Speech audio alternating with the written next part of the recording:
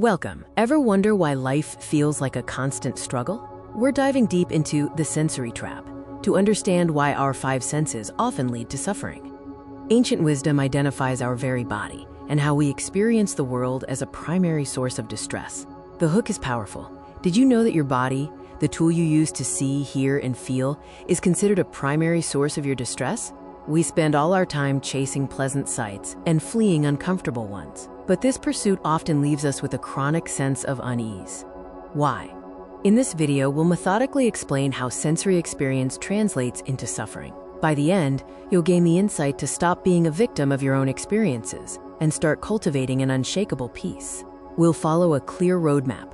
First, we'll dive into the 6 doors of experience, then the psychological chain reaction, and finally, the practical steps to finding freedom. Our journey begins with what ancient wisdom calls the 6 doors of cognition. These are how we navigate the world.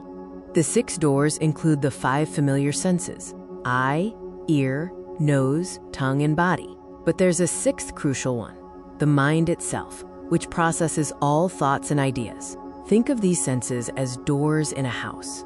If the doors are left unguarded, evil, unskillful qualities like greed and distress can rush in and overwhelm your inner peace. Suffering is not immediate. It's the result of a chain reaction. This is where a simple sensation turns into a long-term burden. When a sense object meets a sense door, like seeing a beautiful sunset, contact occurs. This contact immediately produces a, quote, feeling, pleasant, painful, or neutral. Because we are immersed in craving, we instinctively react to these feelings. We desperately want to keep the pleasant ones and push away the painful ones, leading to struggle and suffering. One major reason the senses lead to suffering is the illusion of lasting pleasure. Everything is in a constant state of flux.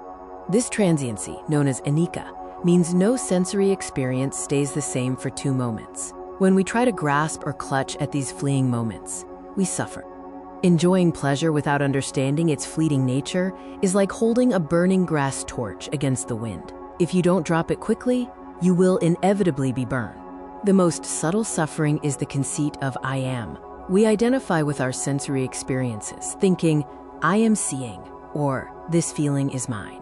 This creates subjective isolation, a barrier that prevents us from seeing the interdependence of all things. It's the attachment to a false view of self that causes us the most pain. The sources use the analogy of a mirror. It reflects everything without being permanently changed or owned by the images. When we stop identifying with the reflections in our mind mirror, we find freedom. The solution is not to stop seeing, but to practice sense restraint. Be mindful and alert, experiencing a sensation as, quote, just a sensation without grasping at details that cause distress. In summary, our 5 senses act as doors for constant change, and when we clutch at those fleeting sensations, we create suffering.